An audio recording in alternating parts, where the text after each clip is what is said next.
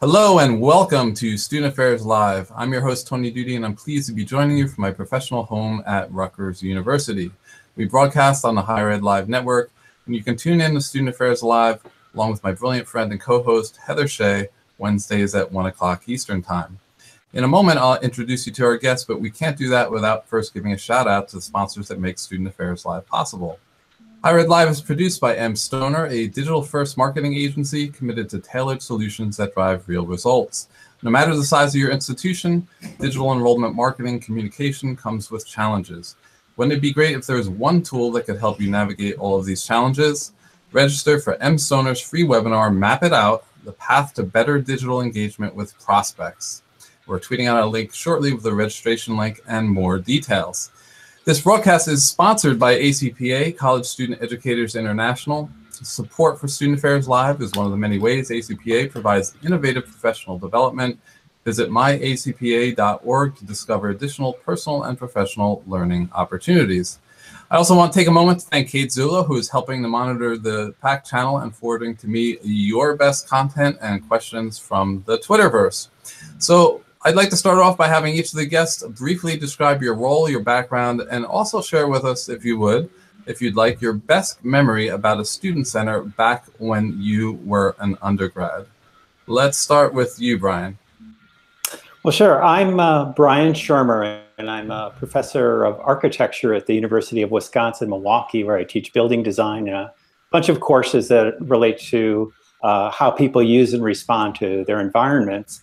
I'm also a principal at Workshop Architects in Milwaukee, Wisconsin. It's a firm that specializes in student facilities for student engagement, student involvement. My personal experience with student unions goes back to my undergraduate days at the University of Wisconsin in Madison. I was lucky enough to be able to be part of the scene at Memorial Union, which was really pretty interesting. What I remember most was that there was a variety of spaces, some very bright and cheery and overlooking a frozen Lake Mendota that really made you feel like you needed to be in a healthy place in order to fortify you for the day. And then other places like the Rathskeller, which were a little grungier, maybe smelled of cigarette smoke. And so it was a place that really suited one's mood. And I often think about that as an architecture student and now as a faculty member. I often go back to that and think about how important it is to have that sense that you can really feel this personal connection to a place. Excellent. Thank you. Corbin, let's go to you next. Yeah, thanks, Tony. So my name is Corbin Smyth. I work at University of Minnesota Duluth.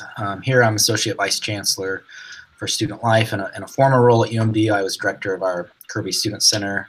Right now I supervise the Student Center and our dining and parking operations and also our Office of Sustainability. I think the college union memory is an easy one for me. One day I was sitting in a residence hall and my neighbor came in and said, "Hey, you get a free poster if you come to this films meeting."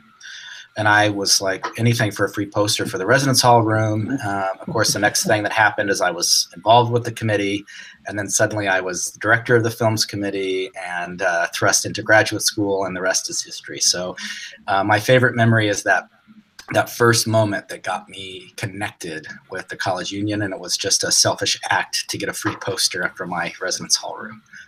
Love it. Great. Thank you. And Debra.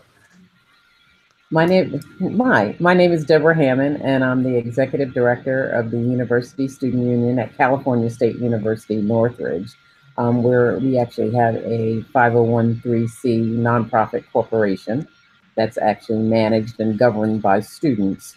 We have a recreation center. We run the Pride Center as well as the Veterans Resource Center. We have an Oasis Wellness Center and the USU as part of our operations. And my favorite memory as an undergrad is probably very similar to Corbin's, although I didn't get a poster. I just remember my RA in my dorm saying, "You have to go over to the student center." And they have this concert board.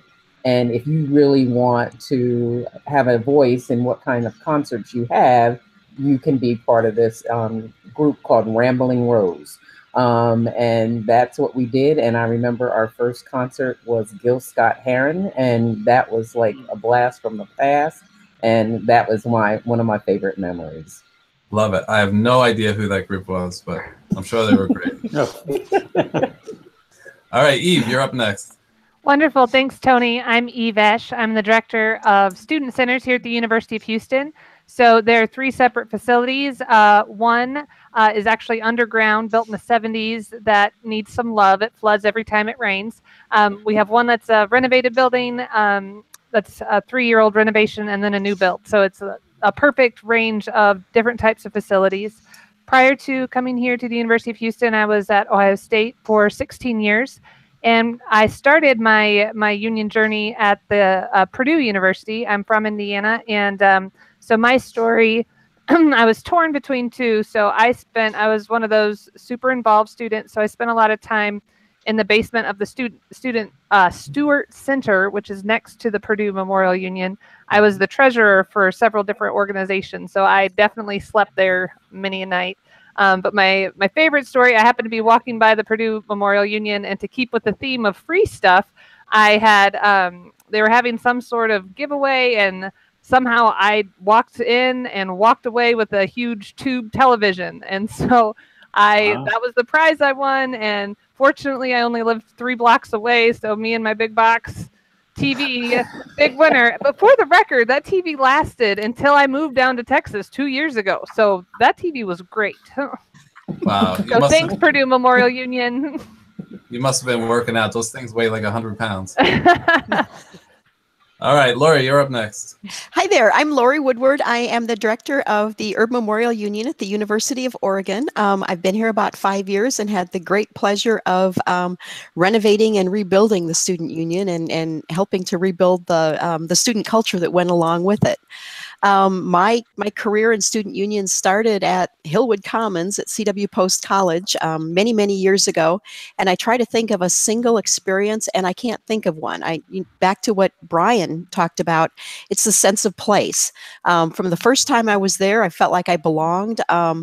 It was, you always found a best friend there to sit and talk to. I was involved in every program, student activity, student government event you could be, and said that I majored in student union and student activities, and went on to a wonderful career in the field just from that. Excellent. Thank you. So I kind of want to start off with some basics, some foundation here. And Corbin, I know you've done some research and writing on this. Can you talk about a traditional student center philosophy and how that might have evolved over the last 10 or 20 years? Well, a traditional philosophy would be community center, gathering place, a place for programs and services. I don't think that traditional philosophy, we haven't lost that part of the traditional philosophy. I'd say it's definitely had an opportunity, not just in the 20 years, but in a course of over 100 years, had a chance to adapt and evolve. Where we are today, still a gathering place, still a community center, still driven by students. You see a lot more around embracing others and truly unifying the campus and providing a welcoming environment where decision-making is shared among students and staff and faculty and community members, embracing equity, inclusion. If you really look at traditional student union, a lot of them started off as private men's clubs. And we know that has certainly evolved. Doesn't mean that student centers and college unions are in a perfect place yet. Hopefully we can strive to get there. But really about that welcoming environment and truly unifying the campus and being a place where everyone and anyone on campus can find a place and feel truly welcome to the university. Great. All right. So the title of the episode today is Trends in Student Centers. So I want to actually get right to some of the trends that you've been covering or paying close attention to today. So let's go in reverse order now. Let's start with you, Laurie. What do you got for us?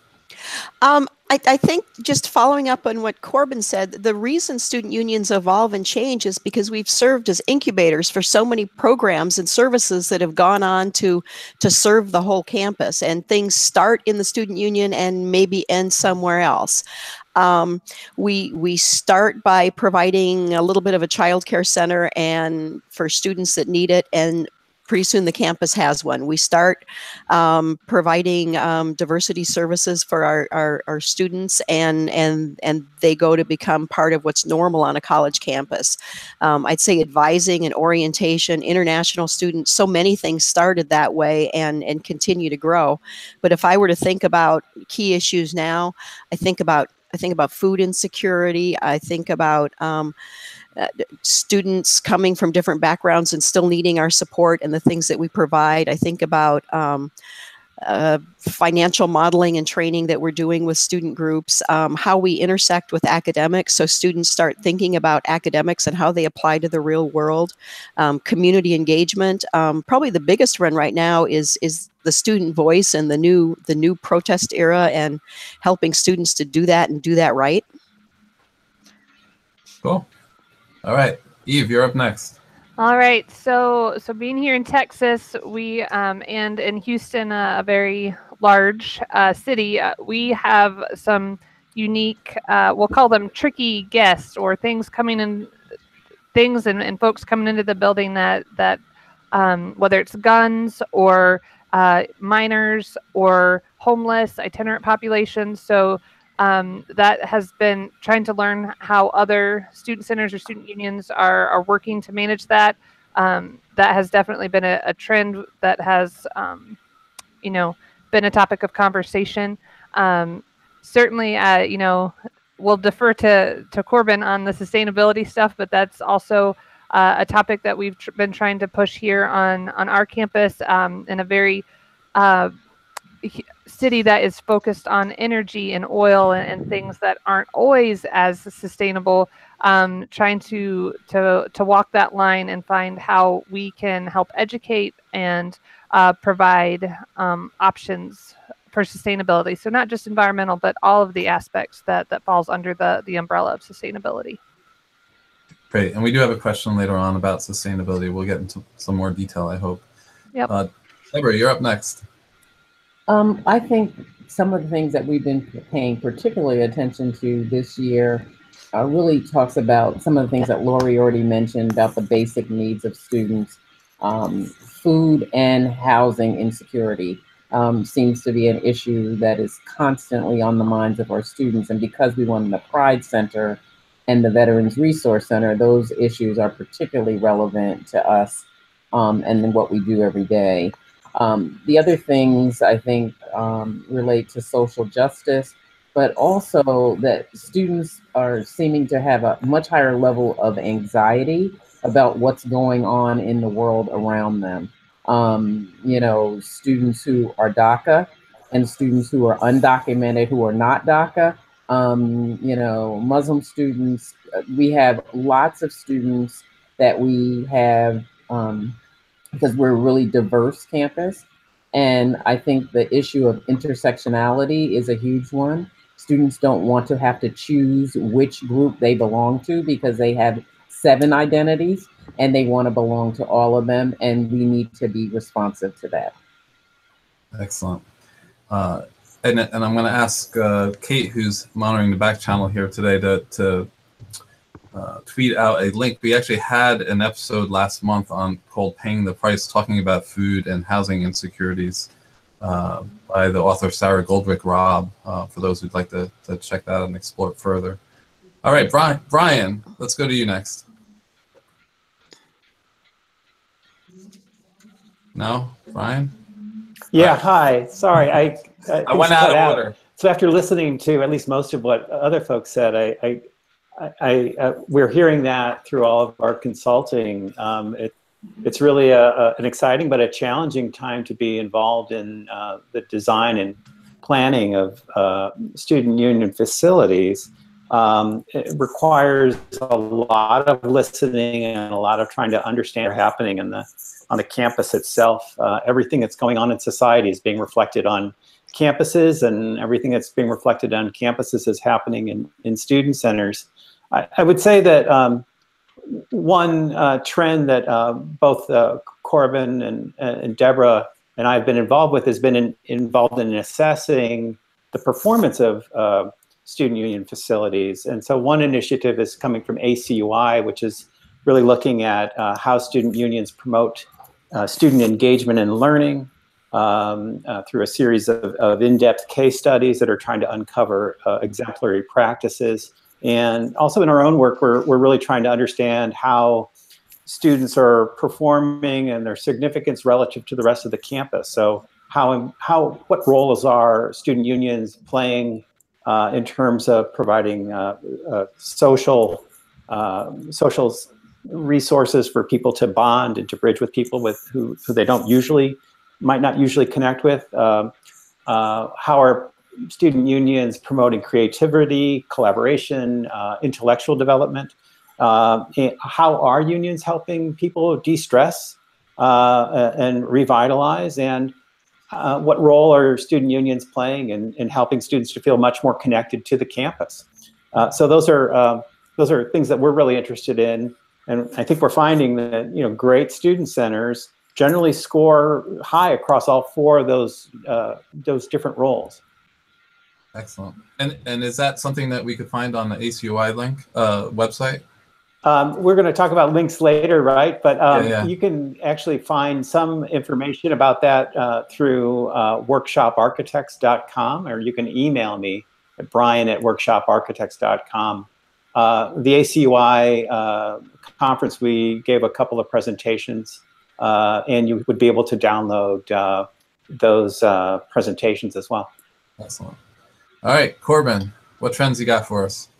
Well, all of the above that was mentioned. I would just say one, and I sort of think of the trend du jour for me right now is code issues. It's interesting to follow the architect here. So, and code issues, I mean, our struggle with renovation and construction around what we could do, what we have to do, and then what we should do. And all of those complicate each other, especially when you talk about finances, working with our facilities folks, working with our code officials, working with designers, and then trying to explain that to the users of the facility. What the users want does not always necessarily match what the budget is, that doesn't match what facilities can do, that doesn't match what code says that we can do. And so that has been a real issue for us the last couple of years in trying to do all of the right things and meet the expectations of all those areas. That's really been a struggle for us. I think we've done a good job, but it doesn't mean it's been easy for us to tackle. I can imagine, yeah, and differing from state to state as well as professionals move around in their career. So, Laurie, this next question for you: speaking of learning and specifics for your locality, what competencies and skills do you think student center administrators will need to develop or acquire over the next decade that they might not possess today? When I think about that, I think about the business skills, the finance, the HR, the management skills, and then I also think about community health. I think we need to become better at assessment, and then all the community building stuff. We've always had a little bit of that. We've always had a lot of the community building and student development, but it becomes even more important as our campuses become more decentralized. How we build and maintain a campus community falls on the shoulders of the student unions. Great. So, Eve, you spoke about some of the challenges in regards to guns or dealing with homeless folks or minors. What are some of the other challenges that are facing student center professionals today? I think there's consistently been the drive to try and do more with less. So whether it's less state support, to keep offering all of these amazing programs with maybe not staff or resources to help support them. So I think that's certainly been an ongoing one. I think the technology piece, right? So staying on top of how we can best meet the needs of our students and the facility management, as Corbin's mentioning with codes, Also, I think for me, having 3 different types of buildings, all that's part of a student centers, trying to figure out, how are we managing those differently, and using technology to help with that facility management piece, I think has been a challenge. I think to Laurie's point with the partnering with academics, I think we are still challenged by telling our stories and making sure that those collaborations are there, and that we have helping show that, the contributions that the student centers makes to the overall success of a student. Right. So Corbin, I'm going to come back to you. The push for more remote learning online education, do you think there'll ever be a day when brick and mortar institutions, and ergo student centers, student unions, become irrelevant? Is it possible to develop community without facilities? Absolutely, yes, it is. But to answer your first question, I mean, what does ever mean? It seems very hard to imagine a sort of true student-centered college or university without a physical space and location. They might have remote education opportunities. So it's very difficult for me to imagine no brick and mortar universities. And so assuming that that's true, it's impossible for me to imagine no brick and mortar college unions or student centers. I know, because I see it every day in my own personal life, but in the work that I do with my staff and the students that I work with, I see community being built online all the time, through social media, through group chats, through shared documents, the kinds of things that using technology has really actually, I think, enhanced the opportunity to build community. I mean, there's definitely some detriments that especially social media has done, certainly on our campus, and I'm sure everybody's campuses. I know from even some examples on Debra's campus, I had a chance to be out there in the fall, that how social media can have some detrimental effects as well to community. But overall, the place matters, right? We've heard that before. And if there's a brick and mortar university, there will certainly be a brick and mortar student center and college union for those students who are really craving that community. And then this idea of virtual or online, the positive part of that is it really has an opportunity to enhance the community that's done face to face.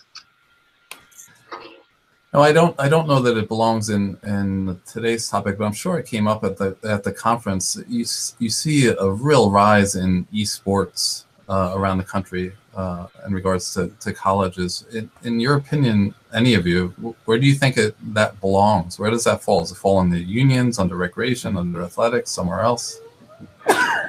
So as part of the conference planning team for Anaheim, we were excited to be able to offer a tour to UC Irvine to see their esports arena and learn more about that. And our games room staff was definitely intrigued, and they're wanting to learn more about how we could incorporate that into we've got 2 games rooms, so looking at how we could potentially incorporate more of that. So it's definitely a trend, and I think that there's a growing desire for our staff to learn more about it, for sure.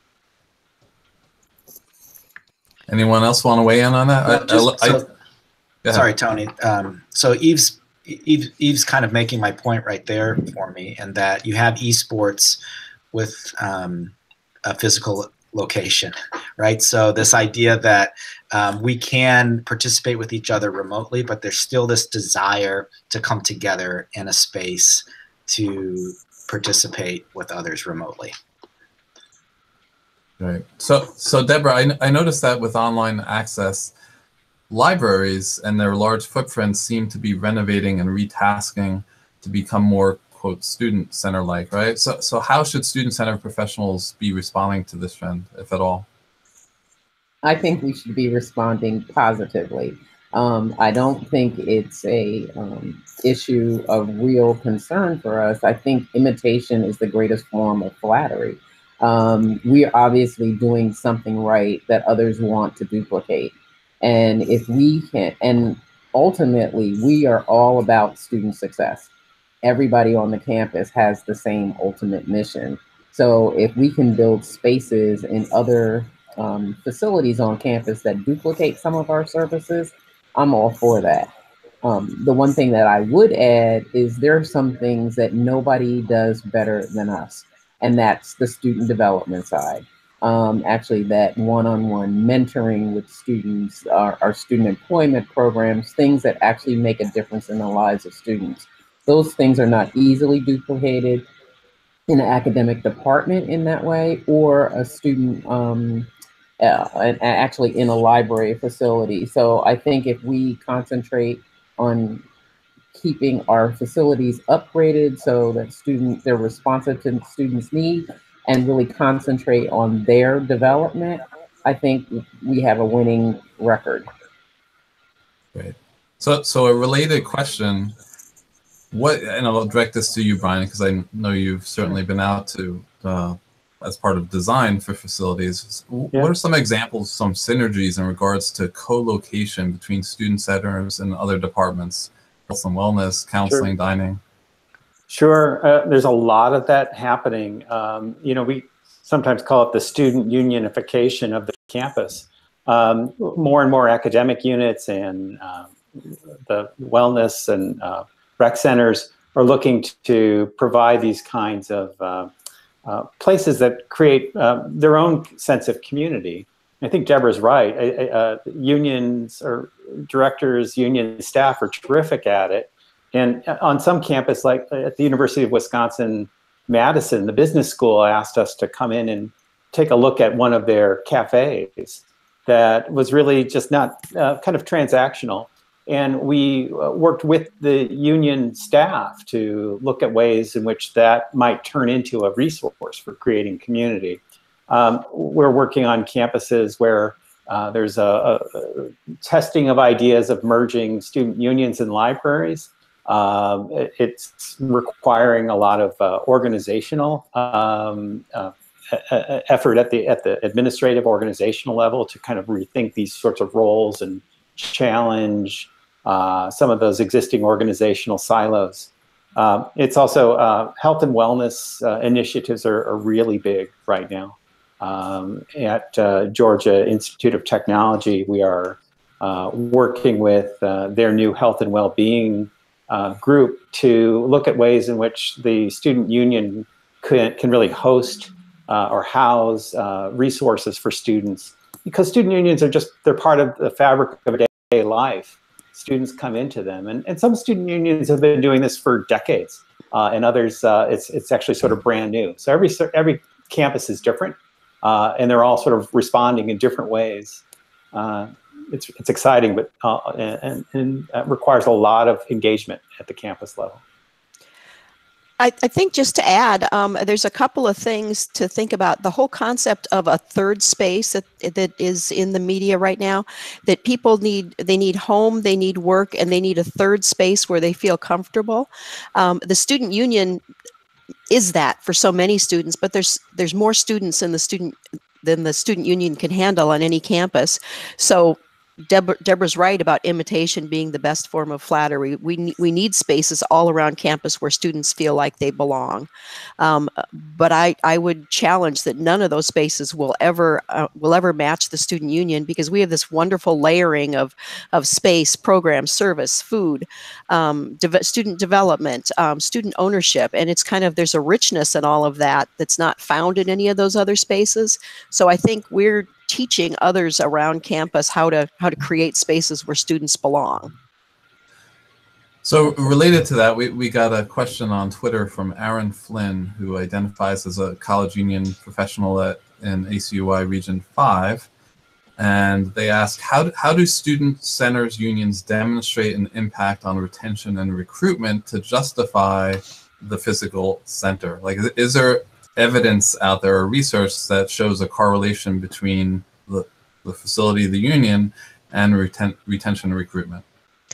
Let me start with that one for just a minute. There is. We recently completed a belonging study on campus where we literally went out and asked students where they felt like they belonged on campus. And the student union, heads and tails, 10 times more than any other building or space on campus, students felt like they belonged. And now we're going back to ask why and do some of those questions. But belonging is so closely linked to retention that I think that's a quick and easy demonstration. Anyone else have something that we can point folks to? I'd like to add something to that too.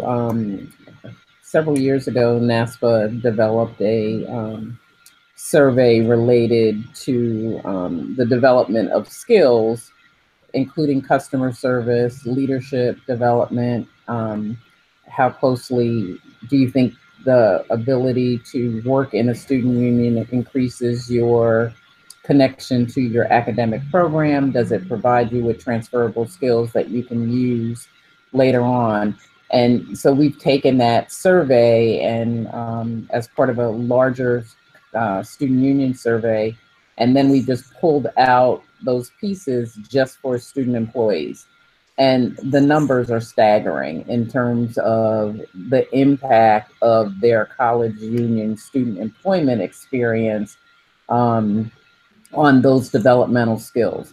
And all of those things are, and that there was another question in there that really also has your connection to the student union increase your wanting to stay and finish at this institution. And all of those were extremely positive. So we are continuing to do that and kind of doing it longitudinal. This is the 3rd year in a row that we've done it. So we'll have more results at the end of this. But I think the student employment experience certainly can promote that. Right. I'll add something too, Tony. Aaron asked a great question. Thanks for the question, by the way, Aaron. I would say what we heard, though, are examples that obviously are campus specific, but also specific to students who are involved in the student union. So when I think about, let's say, I have a couple hundred students that are actively involved and engaged in our student center via employment or volunteer roles, but I have to think about what about the other 9,000 students who don't have that direct opportunity. And so for me, especially when I was doing my research, I think it's very hard to find direct correlation between the college union and retention. It's easier to find indirect, and there's actually a lot of indirect, but having that sort of direct connection. And that's the question I get when I go and am seeking funds to do a renovation or to do anything. That question right now, especially on our campus, we're so driven by tuition that enrollment plays an issue in every single finance question that we have around acquiring funding. And so trying to answer that question that, yes, if we do this, if we build this, if we offer this service, if we offer this program, here's how it will help with retention and recruitment of students. It's just very hard for me to find hard, direct evidence that that's true. So in regards to synergies, what's the case for including cultural centers in a student center versus having standalone facilities? Yeah, direct this to anyone.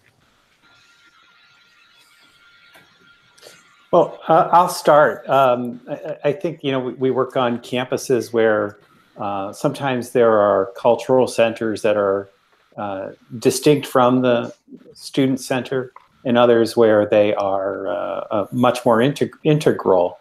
I think the way I look at it is that student centers and the question of which groups are included really does send a message. And right now we're working with a campus that's asking us to really try to assess how well they're serving the needs of marginalized students.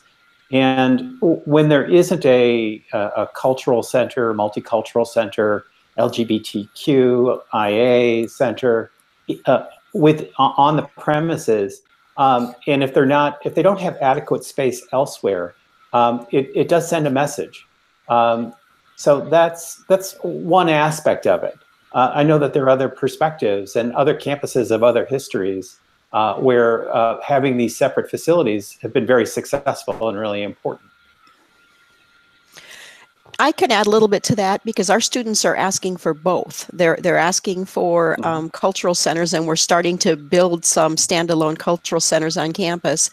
But it's also important to them and to us to have the Veteran Center and the LGBT and the Women's and the various cultural centers in the student union, because it's part of the fabric of our community, of our life, and students get to interact with each other and work with each other and share their cultures with each other by being in the same space. So I agree with the idea that we do need both. We need places that showcase specific culture and spaces that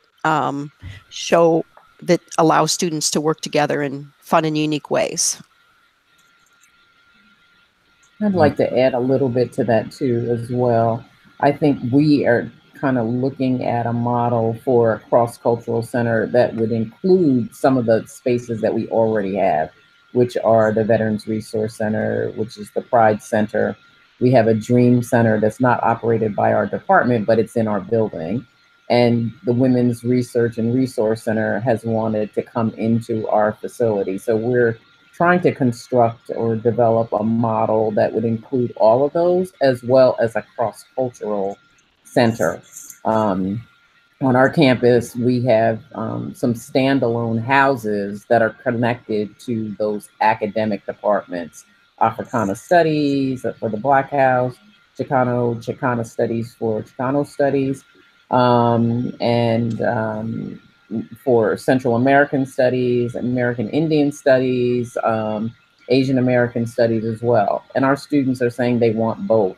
They want that space to be with their academic department, and our job is to try to marry them in some ways so that we can do some more joint programming. But there are some shared spaces that our students are telling us that they want, like healing circles and shared space for meals together where you can have dialogues and discussion, which definitely is consistent with the mission of most student unions and certainly with ACY.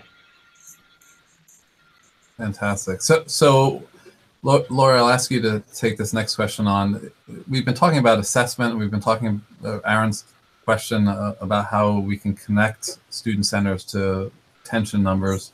And oftentimes people who aren't familiar with our work often judge success solely on attendance numbers, how many people came through the building. And while that's certainly an indicator of success, what else behind the numbers should we be measuring?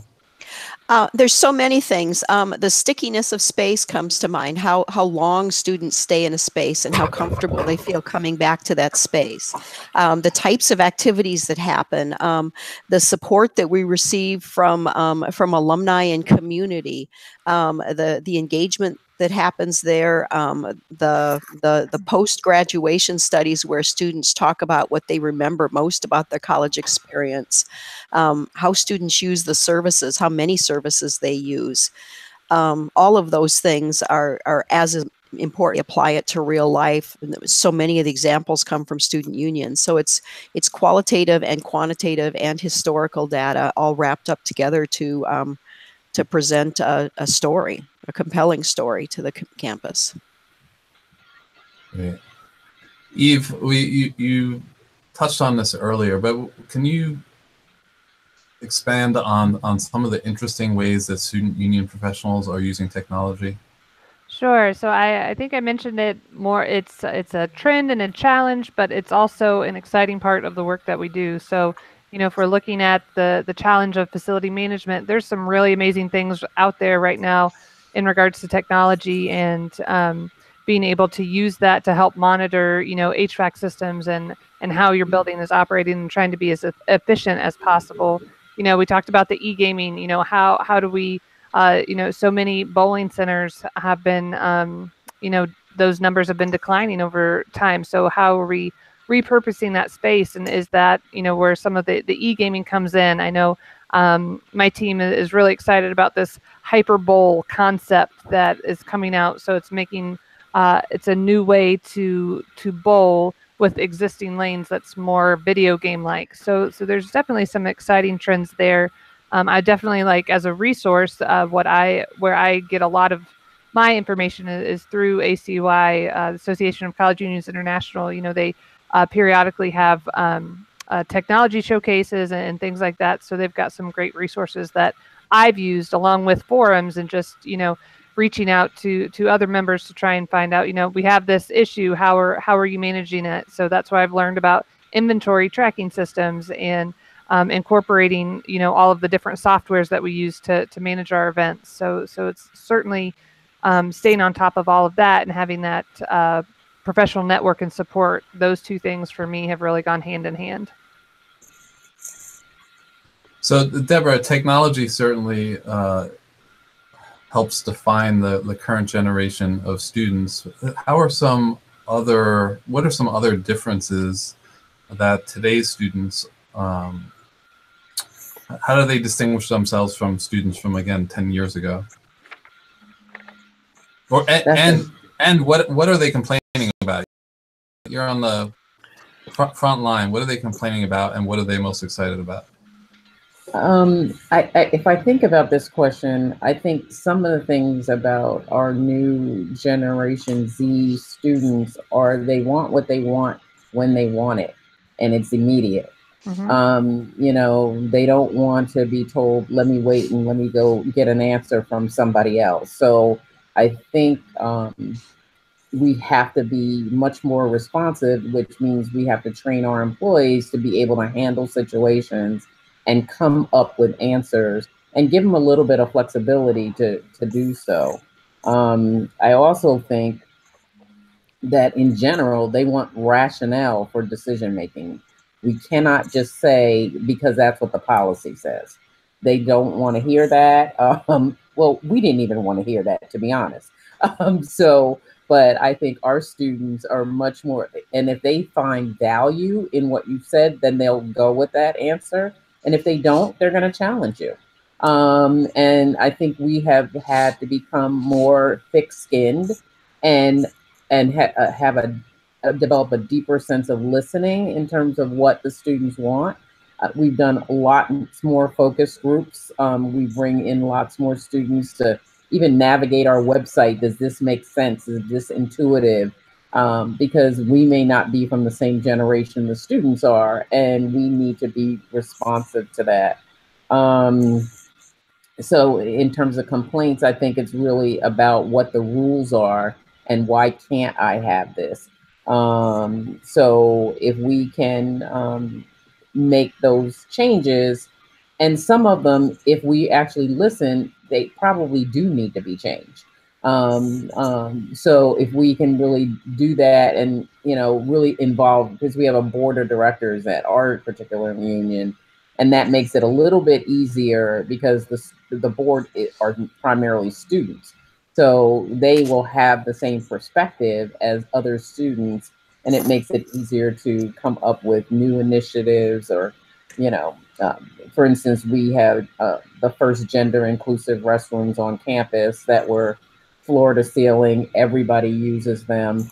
But when we brought it took me probably 2 years to get that approved through the campus. But our students were insistent. We kept going back and back. And now they're doing them in other parts of the campus. So a lot of times the union students will lead those ways, and then the rest of the campus comes along because it's the right thing to do. Nice. So Corbin, prior to the show, I got a few emails from colleagues asking about sustainability. And I saw in your biography that you oversee, among other things, an office for campus-wide sustainability. So can you speak to some good practices that you've observed or that you're conducting at your institution? Yeah, and I think this is probably the answer to every question, no matter the topic. The number one best practice is good communication. And specifically, I'm talking about good communication with our facilities management folks, our staff in dining and residence life, the places that use the most energy, that have the highest volume of people coming through the spaces, that produce the most waste. So communication and proper and regular and ongoing communication, super critical with issues of sustainability. Part of it's to tell the story, but another part of it is around education. So I'm really proud on our campus about how much of our food court, for example, is fully compostable. So with the exception of a chip bag or maybe a mayonnaise packet, everything else in our food court is compostable. That includes the Coke cups, the straws, the lids, all the to-go containers, all the wrappers that burgers come in. But when we, so we're very proud about that. The downside is people aren't composting those materials. And so it's really about the education. We just did literally just finished a trash audit in our student center where our student interns from the Office of Sustainability come for a day and they take every single trash bag that comes out of the student center. We've done this for other facilities, and almost 80% of everything in the trash, and there's a compost and a recycling bin right beside our trash can. Almost 80% of the trash was actually compostable materials.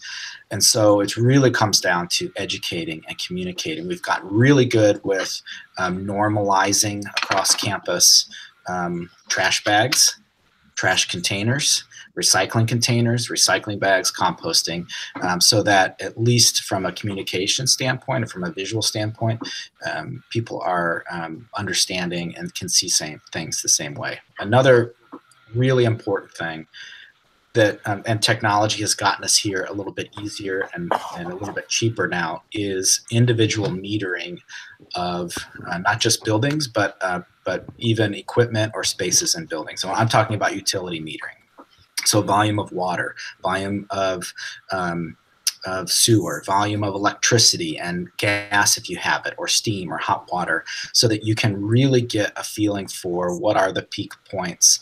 And when you do much more individual metering, you have an opportunity to see where your energy is going, and then you can inform change pretty quickly using that data. And so gathering data around energy use is really critical. Energy is the #1 place where we can make a really great impact on being more sustainable and reducing energy, not just saying, okay, let's stop using coal or natural gas or whatever it might be. Let's turn our campus into solar.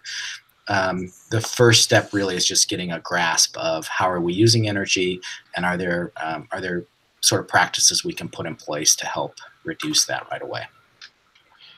Along with that, the technology piece, the being able to have dashboards and ways to monitor all of those numbers, and I think it's certainly been helpful on a lot of campuses. You know, you can sort of have competitions right in between different buildings, or on the same campus, or between different campuses, to see who's been able to recycle more, reduce water usage, those sorts of things. So those, for me, those pieces are tied together too.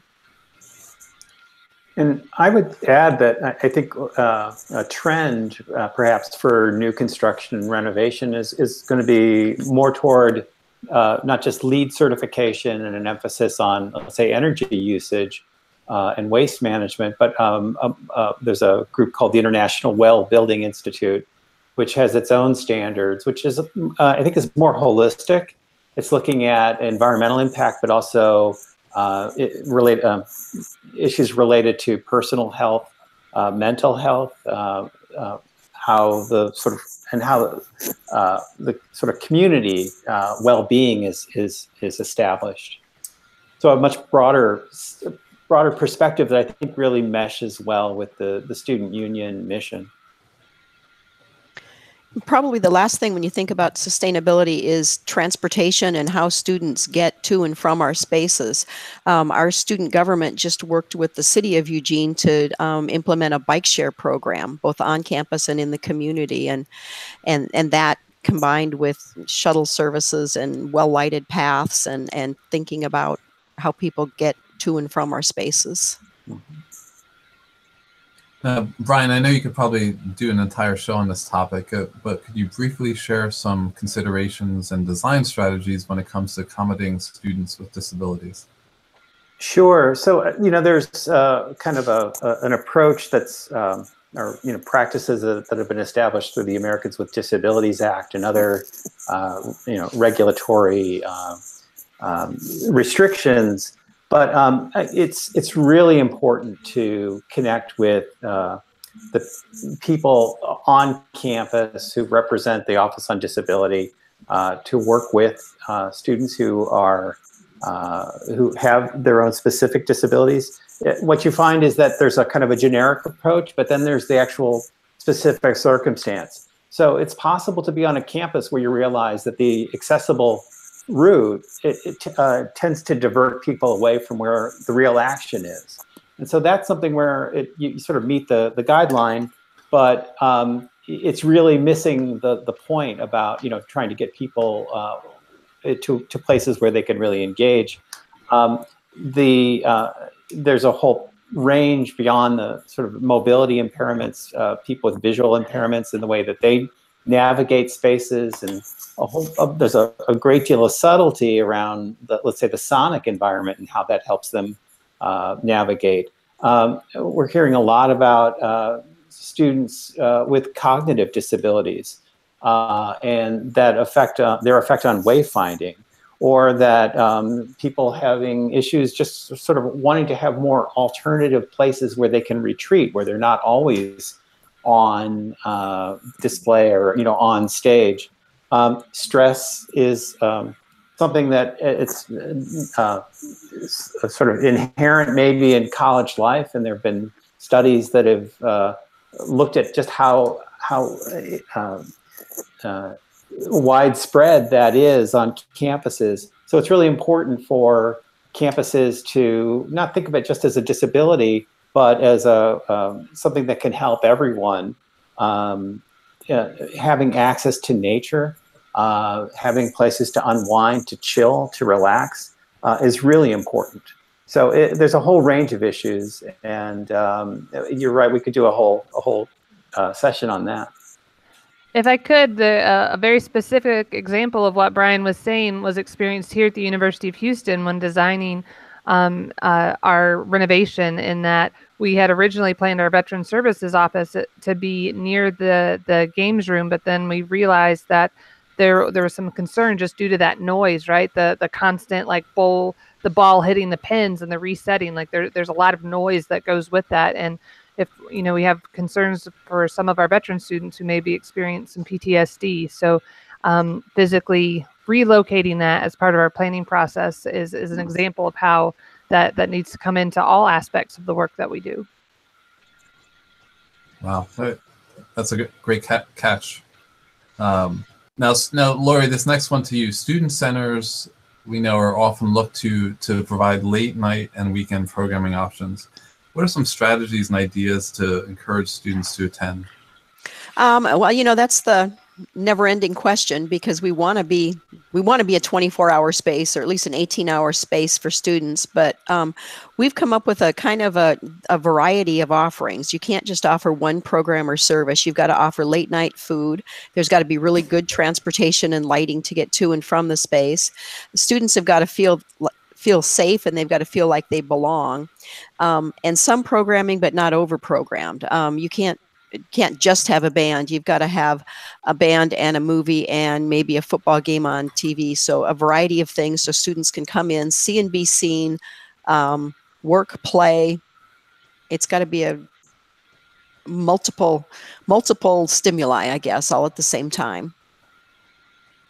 Fantastic. All right, so we're winding down to the end of the show, and I know we didn't get to all the other questions. Maybe we'll have to round you up for a round 2 discussion here.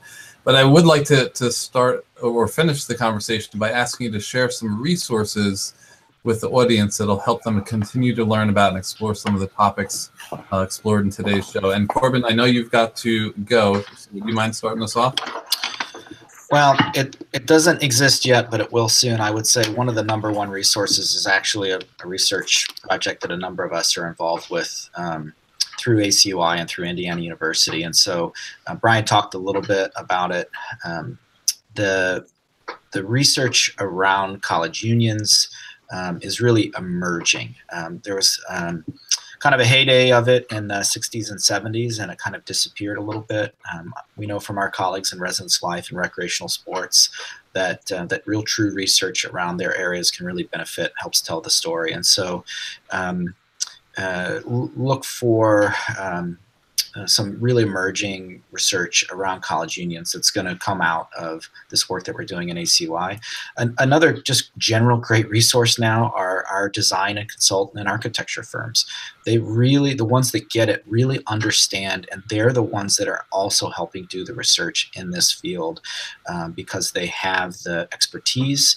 They also have the finance behind to be able to do some of this research because it benefits them as well.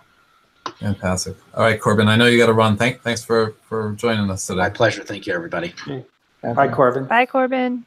All right, Debra, you have some resources you'd like to share? I agree with all the ones that Corbin just talked about, particularly ACUI and the architectural firms. I think one of the other great resources is some consulting firms that we utilize. Particularly Brailsford and Dunleavy is one of the ones that have done extensive work in college unions and with student life facilities that are on college campuses as well as outside. And I think one of the best ways to actually engage students in the process of learning and is taking them on site visits. Every June or every other June, we tend to go on a trip and we go visit 6 or 8 different schools, and sometimes in California, sometimes in various areas, depending on what we're looking at. And we round up the best of the best in this particular region. And the information that they gain from going to those places is phenomenal. You have a level of engagement is very different because they realize how blessed they are in certain ways and then how behind they may be in other ways. And both of those are motivating factors about continuing their level of involvement and actually developing the kinds of services, programs, and opportunities that they need to stay engaged on their college campuses. So those are the things that I would add. Great ideas. Thank you. Okay, Eve, you're up next. Yeah, of course, I can't not advocate for ACUI being one of the best resources out there for student centers, college unions, whether it's through the publications, the research that they're working on, the networking opportunities, the forum, as you know, as I mentioned before, to stay on top of what those trends are and to connect with folks across the country and internationally who are doing some of the similar things that we're doing. Another conference or group that is tied more to the facility side, I attended a high performance building and workplaces conference. It's HPB+W. So that's put on by the National Facilities Management Group. And it was a focus on sustainability, but again, not just the environmental, but also, as Brian was mentioning earlier, they talked not just about LEED certification, but the sort of the well-being parts of a facility. And for me, you know, the programming is very important, but this facility piece has been helpful for us as well. Great. Laurie? I'd start with all the things that everybody else has talked about. ACUI, of course. Brailsford and Dunleavy stuff has got some excellent things. My friend Justin Compatero at UW just finished his dissertation on student unions and community. Excellent work. I recommend everybody read that. SCUP, the Society for University Planning, has got some awesome things that impact student unions. And then our Pac-12 group has data sheets from the 12 schools that have been really useful to me lately. So lots out there. Excellent. And Laurie, if you have it available, do you mind sending me a link to that dissertation? I will do that, yeah. Fantastic. All right, let's bring it home with you, Brian. Okay, so we mentioned a couple of organizations, private organizations that provide consulting. In addition to Brailsford and Dunleavy, we didn't get a chance to talk much about dining, but there are some consultants out there. Envision Strategies and Ricka Design would be one or two that are can be really inspiring in terms of the way they talk about dining and its impact on student health and community, and how they can kind of really enrich a student life experience, especially at a student union. I would also mention the EDRA is the Environmental Design Research Association. That's kind of, now that ACUI is a new home for me, but EDRA is sort of an old home, academic home for me, edra.org. They have, designers, planners, environmental psychologists, sociologists, people who are really interested in the impact of the physical environment on people. Excellent. Well, I will try and collect all of those links and put them up on the website. So when you share out the episode, you folks will be able to find them. Thank you to everyone for taking the time to share your insights and knowledge today. I really appreciate you taking out the time. I certainly learned a lot. I hope viewers did as well. Thanks as always to our program sponsors. I'll be back next month to talk about digital communities of practice with a team of researchers who have been exploring this topic. Heather Shea will be out in Europe for 2 months, and Keith Edwards will be taking over her episodes, so stay tuned for them. You can receive reminders about this and other great shows by subscribing to the Higher Ed Live newsletter. You can also browse the archives at higheredlive.com or subscribe to our iTunes podcast. I'm Tony Doody. Thanks for watching, everyone. I hope you make it a great week, and I look forward to seeing you soon. Take care.